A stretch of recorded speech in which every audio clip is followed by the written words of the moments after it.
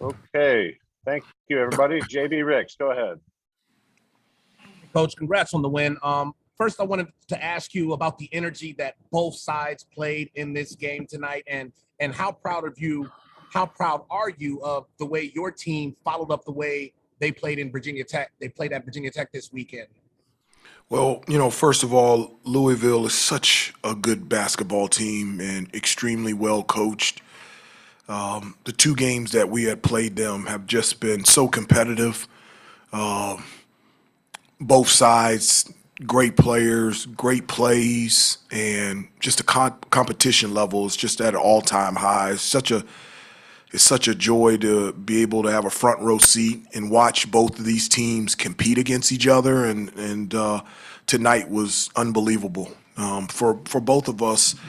It is very difficult to play high-level games so close together. I mean, both of us played on Saturday, and then for us to come here on Monday at 7 o'clock and leave everything out there on the floor. I hope it was fun for me to watch, and my hope is that everybody else really enjoyed the competitive, fire and nature of both teams. And I'm really proud of our guys. One of the things that I talked about before the game is that to validate our performance, validate our win on Saturday, and what would make our win against Virginia Tech on Saturday even better would be to validate it by our energy, effort, and toughness and playing well against Louisville tonight. It wasn't perfect. There were times where we struggled on both ends of the floor, but one of the things that we talk about is stepping up and making plays when plays need to be had. And when we needed a defensive stop, we got a defensive stop. And when we needed a basket, we made a basket. And just really proud of our guys. Chuck Welcher, go ahead. Coach, as impressive as you guys were tonight, do you already kind of start gearing up to combat any complacency with several days off here before facing NC State Saturday? No, not at all. I mean, well, we have tomorrow off, and then we'll start, with our preparation for NC State. They're a very talented, very good basketball team and terrific coaching staff, and they play extremely well at home. And so, it's late February. We're not, we've talked about this as a team. This isn't the time to take a deep breath, to relax, to take your foot off the gas pedal. Actually, it's the exact opposite. It's to floor it, in terms of our preparation and our practice and our play. And so we're focused on ahead and, in our preparation for NC State, but just continuing as a team to just get better and better. It's not a time to rest. C.L. Brown. Hubert, when you go to your bench, do you feel like is the philosophy more like you're stealing minutes for the starters since this team relies on its starters so much, or do you need to get more from that bench? I mean, tonight 2 points, first game against Louisville, no points in 21 minutes, and I think it's 20 minutes today off the bench. Well, you're looking at the points. I'm looking at, the production. I really felt like the 4 minutes that Kerwin was in, he did some really nice things defensively, got a steal, and so and a couple of rebounds. Those are very beneficial to us. I thought Dontress's athleticism, the 4 minutes that he was in, really allowed us on both ends of the floor to be able to match up with their size and athleticism.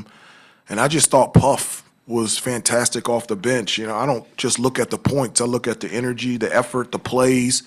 One of the biggest plays was Puff in the corner, the bounce pass to Brady for 2. And so his ability to be able to make plays with his length and versatility. And so, we didn't have a lot of minutes coming off the bench, but the minutes that were played by Dontrez, Puff, and Kerwin were very beneficial for us in order to have success and win tonight. Brendan. Hey, Hubert, I know you've mentioned a few times throughout the season that you wish you could coach Brady for more than one season. Yeah. Sure, that was again the case today, but just if you can go back, I know you guys wanted him, pretty quickly once he entered the portal, but when you were looking at that tape, how did you decide on that so quickly? What was it that stood out sort of immediately to you? Well, his ability he wasn't just a shooter, it's just how he, played the game. Obviously he has a skill that's elite. He can shoot the basketball with great size. And so immediately when I saw the film, that's what I saw. But I also saw his ability to pass the basketball and just make fundamental plays consistently on both ends of the floor. And also, his success in the Big 12. That's for 4 years he was a starter and put up big numbers and played in big moments and big situations. And when I saw it on tape and then just confirmation for the first couple times, just talking to him, I just felt like he was a Carolina guy and it would be a joy to coach.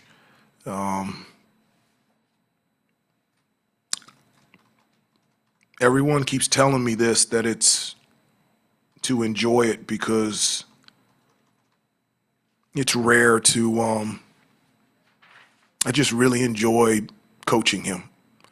I really enjoy being around him, and it feels like Brady has been here for 4 years. And I'm so thankful for him and his family for trusting me and trusting this university and this program, for somebody that has never lived outside of Oklahoma to just decide to come play for a coach in his first year in a new place, and the team loves him. He's a part of Carolina basketball for the rest of his life. All right, we got time, just a few more. Michael, go ahead. Hey, Coach. So on the topic of Brady, it seems like in the games that I've watched this season that Brady is usually one of the very first guys to take a shot on your first few offensive possessions. Do you intentionally call things for Brady to begin the game? Like, do you have a game script, so to speak, to follow, or is it just the ball finds him? That's the really unique thing is I call very few specific plays for him. The ball just finds him. He knows how to get to open spots. When he sets ball screens, he knows when to pop, when to roll. He's a fantastic screener. And because he's an excellent passer, it puts him in position to be able to shoot and score. I'm sure on the scouting report on everyone says don't leave Brady, but somehow he finds a way to be open. But, another thing for Brady is he can score around the basket, and he can, there's some guys that can shoot when they're wide open, but they struggle when the defender is close by him. And Brady isn't that. Like, he can hit contested shots. And so, if you put a smaller guy on him, he can post up. If you put a bigger guy on him, he can shoot threes. And then his last basket where he put the ball on the floor and it was the jump shot at the baseline, he can even put the ball on the floor and hit a mid-range jump shot. And that was such a big-time play by Brady. Thank you.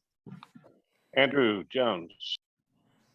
Coach, why was your team so effective keeping them to 3 points over the final 6 minutes of the game? And what does it say about them coming off the game they had just 2 days ago and the minutes those guys are playing, that they were able to dig down in those last 6 minutes and get those stops and limit Louisville to those 3 points?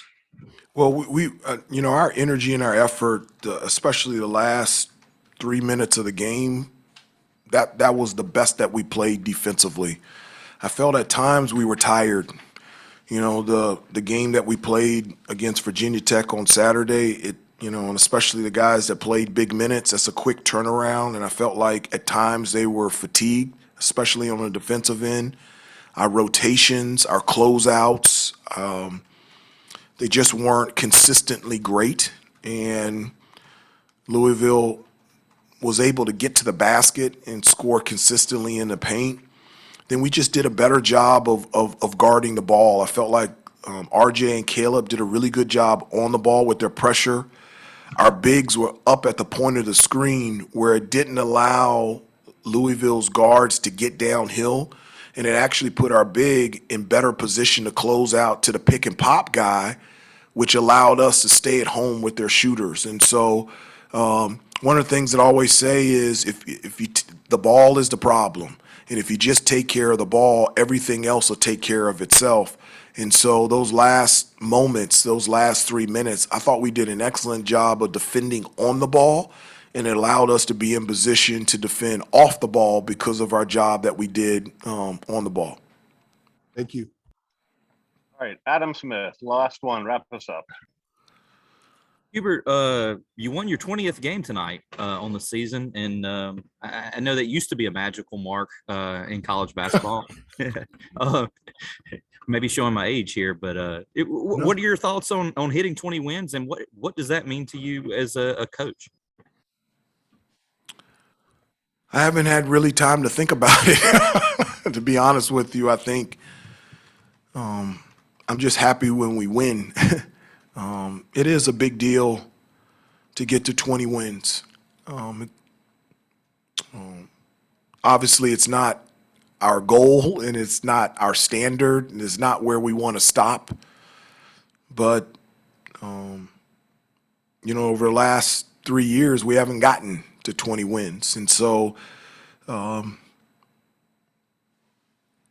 what I'm proud of is, I think that's great that we've gotten thus far to 20 wins, but how we've gotten there. This group has gone through a lot. We've gone through injuries. We've gone through lineup changes. And we're here. And not necessarily focusing on the 20th win, but just focusing on how much we have had to persevere to get to this point. So I'm really, really proud of the guys. But I'm not taking a deep breath. Our team is not taking a deep breath. We're not relaxing at all. And we have tomorrow off, and then it's full steam ahead in terms of our preparation for a really good NC State team on Saturday afternoon. But it feels good right now. Thank you. Thank you, Coach.